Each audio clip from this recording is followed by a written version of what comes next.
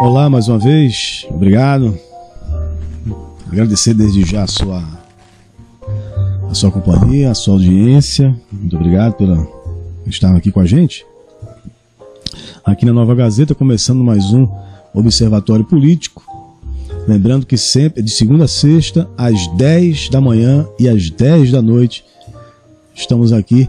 Você pode assistir no YouTube, assistir no nossa Nova Gazeta TV, no nosso canal do YouTube, também no Facebook, na página do Nova Gazeta, e ouvir também a programação pelo nosso podcast da Nova Gazeta. Você baixa aí o aplicativo Castbox e você pode aí ouvir e assistir. Bom, hoje foi uma data muito importante para a história do nosso país, a história do Brasil, né? A história do povo brasileiro. Saímos às ruas, o povo brasileiro saiu às ruas justamente para manifestar os seus anseios, a sua preocupação com a liberdade, a nossa liberdade. Uma data histórica que vai ficar marcada na história do nosso país e que futuramente nos livros da história vai se falar de que o povo brasileiro saiu às ruas exigindo liberdade. Agora isso em pleno século XXI. Estamos aí em século XXI, o Brasil lutando, o povo brasileiro lutando por liberdade, querendo ser livre. Aí o tema de hoje, não podia ser diferente, né? Eu estava acompanhando as manifestações, tanto a manifestação a favor do presidente, que na verdade é a favor da Constituição brasileira, a favor do país, e uma outra manifestação onde pessoas contra o presidente, né? Que não estão tão preocupadas com a sua liberdade. Há um povo, que é a maioria, que está preocupado com a sua liberdade. E realmente a liberdade está em risco. A liberdade brasileira está em risco. Estamos correndo risco. A nossa democracia corre risco. Mas há uma parcela do povo brasileiro que não está muito preocupada, está achando que não vai ter, que não corre risco de liberdade. Há jornalistas que estão aí achando que se a esquerda voltar ao país, vai ficar tudo bem, vai ficar tudo tranquilo, sem problema nenhum, vai ficar tudo, eles vão poder aí, vai ganhar dinheiro novamente. Estão preocupados com... Enfim. Pronto, eu falo hoje dessa é uma pergunta, na verdade. Reconfiguração política? Será que estamos passando por essa reconfiguração na nossa política? Será que estamos nisso aí? Uma reconfiguração da política brasileira, no tocante de partidos políticos e do posicionamento do povo, da população, com relação a essa política que está sendo feita, os rumos políticos do país. Aí isso demonstra o seguinte: 3 pontos que eu quero rapidamente aqui compartilhar com um ouvinte, compartilhar com você que está aí me assistindo agora, nesse momento, primeiro ponto é a direita, essa do conservadorismo, né? É a confirmação do conservadorismo brasileiro. O povo brasileiro, ele é conservador. A essência do povo brasileiro é conservadora. A população brasileira, ela tem os seus princípios, né? Ela valoriza a família, né? A liberdade religiosa, a liberdade de opinião, de expressão, o direito de ir e vir. O povo brasileiro é esse povo que valoriza, tem esses princípios entranhados. São essas questões, esses valores. Então, é o que rege a sociedade brasileira como um todo. Então, hoje, essa data de hoje, ela representa isso, ela representa essa confirmação, ela confirma esse espectro conservador que existe no Brasil, do povo brasileiro. Existe isso aqui. Nós passamos esses mais de 30 anos nas mãos da esquerda, que tentaram a todo tempo, aqui tentaram aqui a todo tempo a sufocar isso, né? Sufocar, tentaram modificar isso, né, na nossa sociedade, né? Tem aí na educação, as próprias universidades, né, o aparelhamento das nossas universidades ao longo de todo esse tempo, e na formação desses que estariam cuidando e que cuidam de nossas crianças, da nossa juventude, que instrui os nossos jovens nas escolas, né, e nas próprias universidades e faculdades espalhadas em todo o país. Então, todo um aparato, um aparelhamento foi sim construído pela esquerda, num plano de poder, de domínio, a implantação do comunismo no Brasil. Nós nos livramos, entre aspas, né, pelo menos temporariamente, quando os militares assumiram em 1964. Quando em 64 os militares assumiram, foi necessário essa ação das forças militares, das forças armadas, para evitar de que o Brasil caísse nas mãos dos comunistas. Porque justamente essa turma tinha treinado em Cuba, não é? Treinado em outros países com esse cunho comunista, totalitário, e eles estavam vindo para o Brasil e já estavam agindo de forma violenta, com o intuito de impor uma ditadura comunista no Brasil, dar um golpe no Brasil. E os militares deram o chamado contragolpe. Não foi golpe militar, foi um contragolpe, impedindo de que os comunistas dessem o golpe no Brasil, né? Se os militares não tivessem sido convocados nessa reação, né, hoje nós poderíamos estar vivendo a situação de Cuba, ou até pior. Estaríamos aí sendo hoje, vamos dizer assim, apenas o celeiro, o canteiro uma grande roça pertencente aos chineses. Hoje isso, né? Falando a grosso modo. Então, vamos lá. Então, esse evento hoje, desse 7 de setembro, nós constatamos, a primeira constatação é que nós somos um país que tem um povo que é conservador, que tem princípios, os quais eu falei aqui, logo no início. Essa confirmação está aí.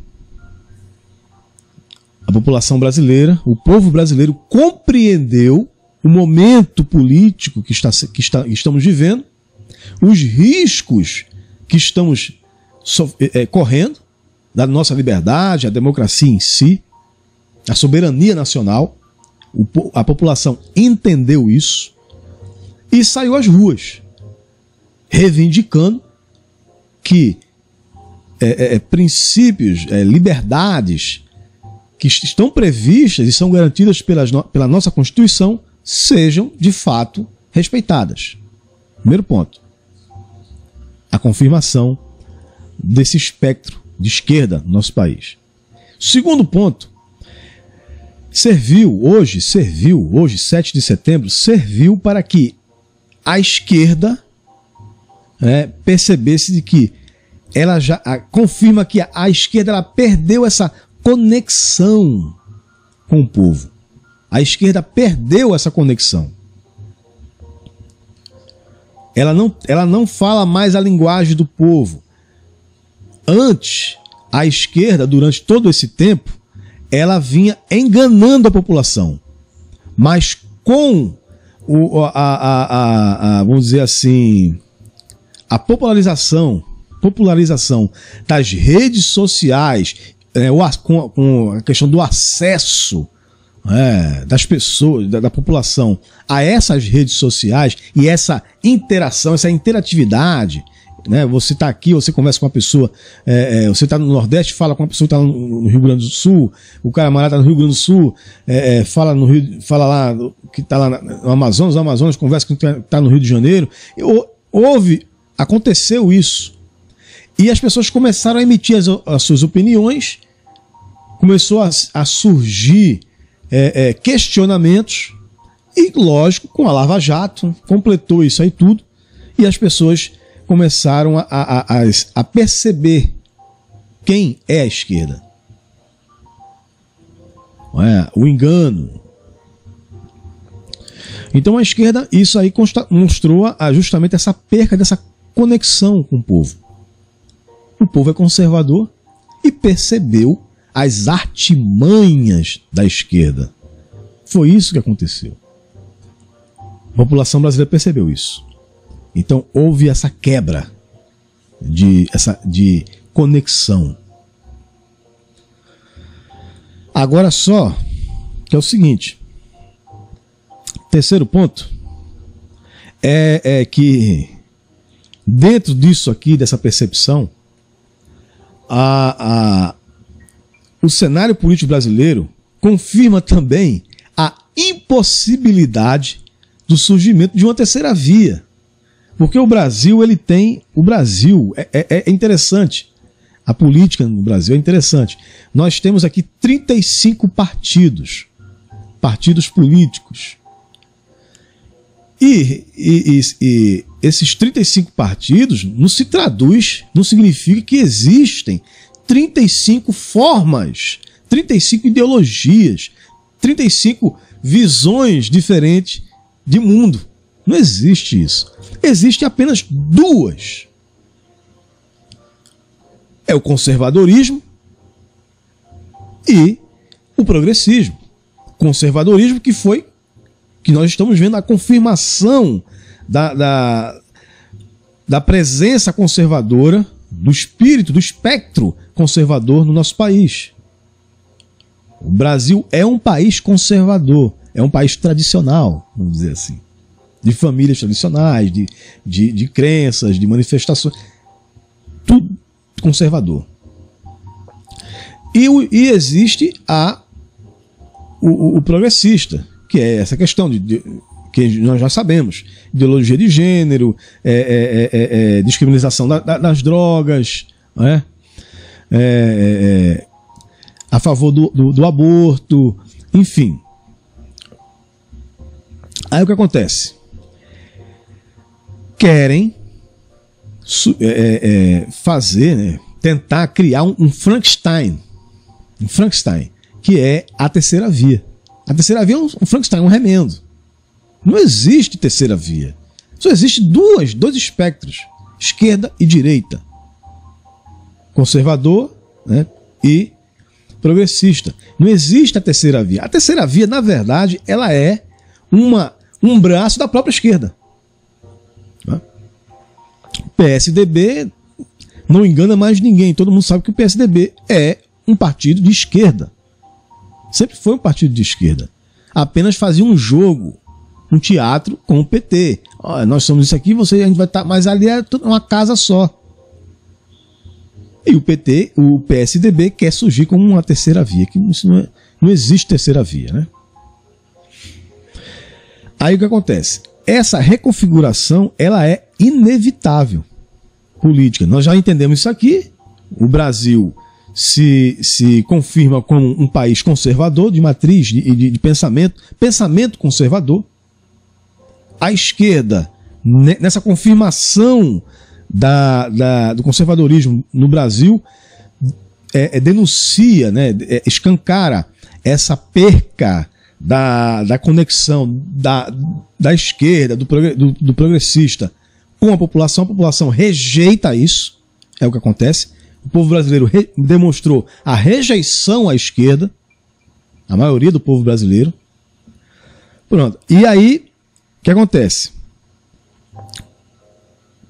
E lógico, a questão que eu já falei aqui da terceira via, que é um pensamento risível, né, do ponto de vista político. Aí o que acontece? Essa reconfiguração, dado a isso, o primeiro ponto é que podemos ver, com isso, nós iremos ver extinção de partidos. São 35 partidos. Então vai haver extinção de legendas, de partidos, vão deixar de existir. Porque já está ficando evidente. O povo vai entendendo assim, não, peraí, não tem esse partido todo. Então há partidos que são insignificantes, que na verdade não representam ninguém. São empresas apenas, que eles negociam apoio, né? Negociam tempo de rádio ou TV nos períodos de eleições. É só isso. Na verdade, eles não representam o povo. Eles representam interesses particulares de donos desses partidos. Então, esses partidos, a tendência é ser extintos. Aí vai haver uma coisa interessante. Esse movimento vai haver o quê? A unificação dessas legendas. Mas aí é que vai... Esse ponto aqui que eu quero dizer para você é onde vai deixar bem evidente essa questão de conservador e progressista. Vai ficar evidente. Porque quando começar esses partidos a se juntarem, a unificarem para formar uma única legenda, vai reduzir esses partidos, vai ficando cada vez mais explícito esse ponto que eu estou falando. Conservadores e progressistas. Direita e esquerda. Vai ficando cada vez mais nítido nisso. Essa reconfiguração política que eu estou falando, ela vai permitir essa nitidez. Vai ficar mais explícito. Não vai ficar mais difícil de neguinho ficar em cima do muro. Vai ter que se posicionar. E esses partidos vão começar a se organizar. Então vai haver essa unificação de legendas. Vai ficar mais explícito. E a esquerda, aí é que está a situação. Confirmando, o que eu estou falando aqui, esse espectro de conservador no Brasil, e com a consequência disso, nessa unificação dos partidos e começar a separar o joio do trigo, o que acontece é que a esquerda, como ela perdeu essa conexão, ela de fato ela vai revelar o braço mais extremista dela. É onde nós vamos começar a realmente ver quem é quem. E a esquerda, todo mundo sabe, não é segredo para ninguém está descobrindo no Brasil por conta disso não. A esquerda brasileira, ela tem proximidade com grupos terroristas. Ela bate palma para o Hamas, para o Talibã, para ditaduras sanguinárias, bate palma para a China. Recentemente Lula falou de que admirava o governo chinês, Dilma Rousseff, recentemente também engrossou esse coro, dizendo que o Brasil tinha que se aproximar da China. Então, são essas coisas que vão começando a revelar quem é quem. E essa reconfiguração, isso que está acontecendo no Brasil, que o marco, essa data, 7 de setembro, que marcou, é o ponto de onde vai realmente partir para isso aqui e vai começar a dar nome aos bois, de fato. Nós já sabemos quem é quem, mas agora vai ficar escancarado. E a esquerda e a imprensa militante que bate palma para esses personagens, essas caricaturas desses partidos de esquerda, ela vai ficar muito mais escancarada ainda. Porque nós entramos num processo que não tem mais como reverter. Não recua mais. Um dos pontos desse processo é que a velha mídia, as redes de televisão, os grupos de comunicação, jornais, rádios, todo esse aparato que está aparelhado pela esquerda, eles hoje perceberam que as mídias sociais, redes sociais, os veículos digitais que são os que são independentes, esses sim têm conexão com o povo. São esses aí que realmente a população está acreditando, que criou a credibilidade. Sem nenhuma, vamos dizer assim, pretensão com isso. Apenas as pessoas começaram a emitir as suas opiniões, jornalistas, comentaristas, simples observadores de política, da política nacional e dos fenômenos sociais que ocorrem no nosso país. Essas pessoas começaram a manifestar a sua opinião com uma sensibilidade do povo, porque são o povo. E a população se identificou com essas pessoas. E isso aqui já começou a criar essa onda, essa onda que está um verdadeiro tsunami, na política brasileira. E que envolve a mídia brasileira, a velha mídia brasileira. Então o que acontece? A esquerda, nessa situação, ela vai começar de fato a manifestar justamente aquele braço que ela tem e que ela esconde, que é o braço extremo, o violento. E nós podemos voltar na década de 60 e viver os dias, reviver, eu espero que não, mas reviver esses dias de violência de fato, as vias de fato. Atentados terroristas, carro-bomba no aeroporto lá do Recife, que aconteceu, já foi reação dos comunistas, terroristas que estavam lá. E aí, ataque a quartéis, morte de polícia, assalto, roubos de cargas no Rio de Janeiro, tudo isso com Dilma Rousseff, com todo esse pessoal. Com José Disseu, que foi treinar em Cuba, táticas de guerrilha, é guerrilheiro.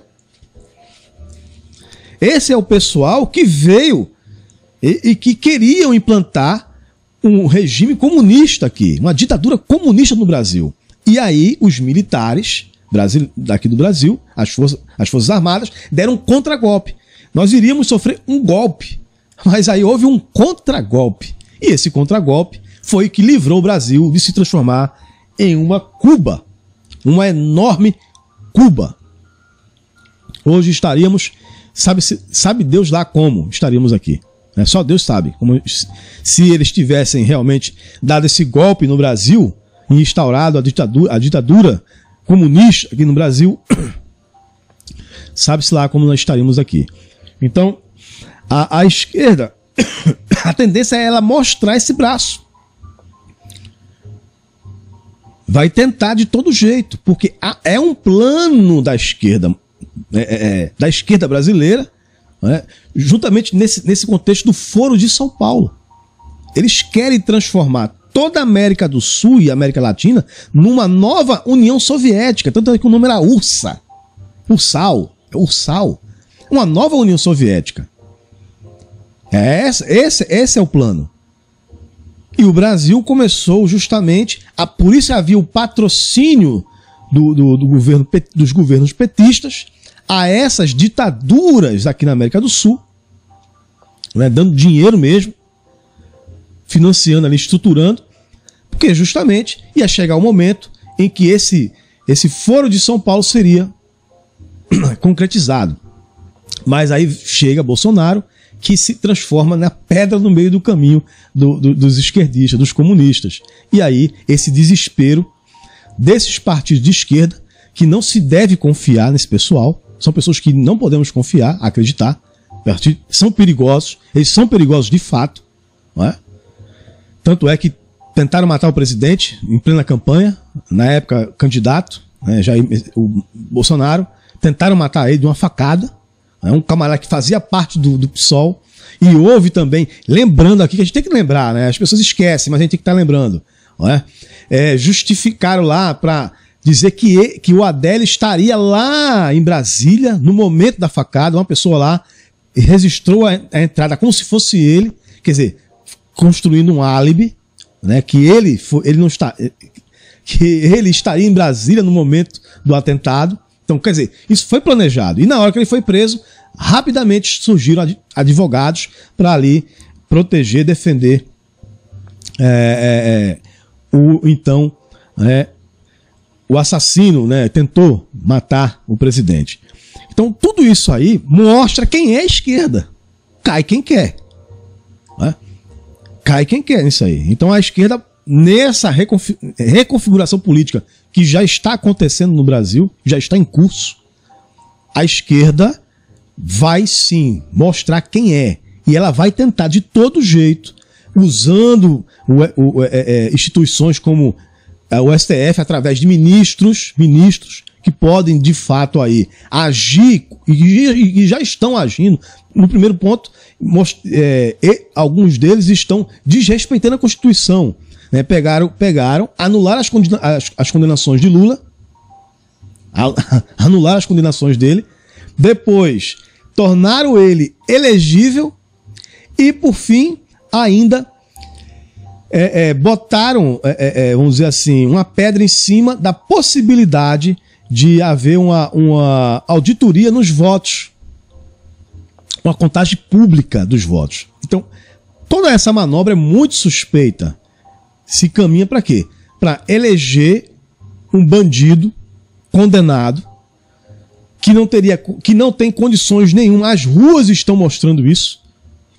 Hoje, 7 de setembro, as ruas em todas as 27 capitais, em todo o Brasil, demonstrou a força popular, o apoio popular que o presidente tem, e demonstrou ao mesmo tempo também, né, a pífia manifestação dos que apoiam, ainda insistem em apoiar o ex-presidiário Lula.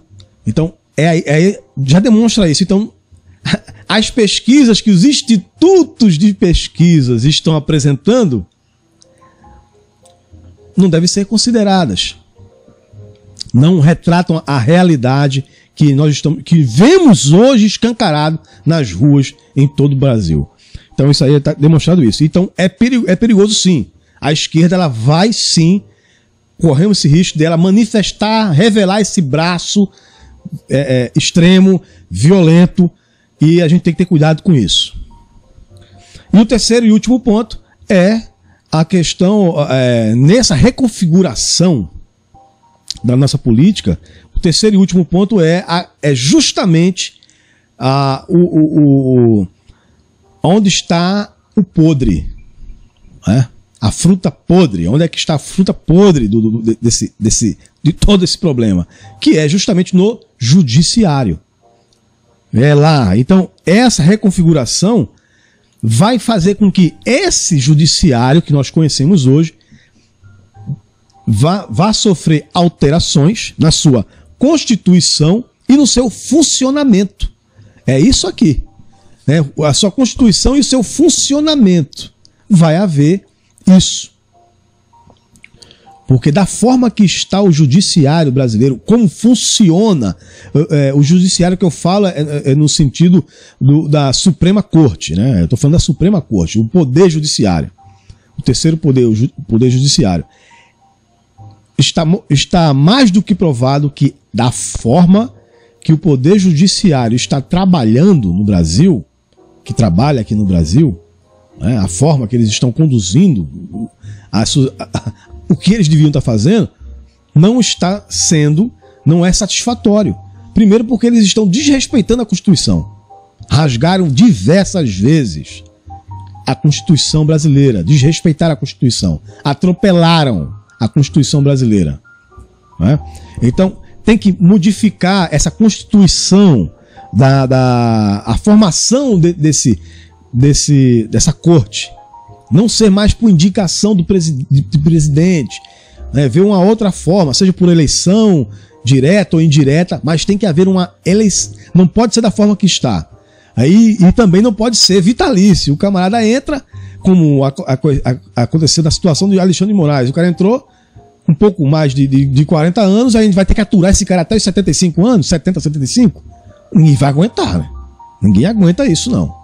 São 2 gerações aí aguentando, né, uma situação dessa. Então tem que ser revisto isso. Então essa reconfiguração vai terminar fazendo com que seja revista essa condição aí, dessa constituição, da forma que é formado, que é constituído o STF. E nessa revisão que tem que ser vista isso aí, né? O Congresso Nacional tem que estudar isso, tem que achar uma forma de tornar mais seguro. A segunda questão é como funciona. Como funciona esse STF?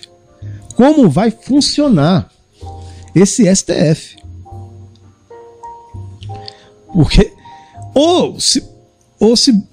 se vale, né? Se realmente coloca para valer esses freios, pesos e contrapesos, esses freios, para que o STF não cometa mais esses atropelos, esses absurdos que foram cometidos e que vêm insistentemente sendo cometidos, tem que haver realmente uma coisa mais séria, mais efetiva, para que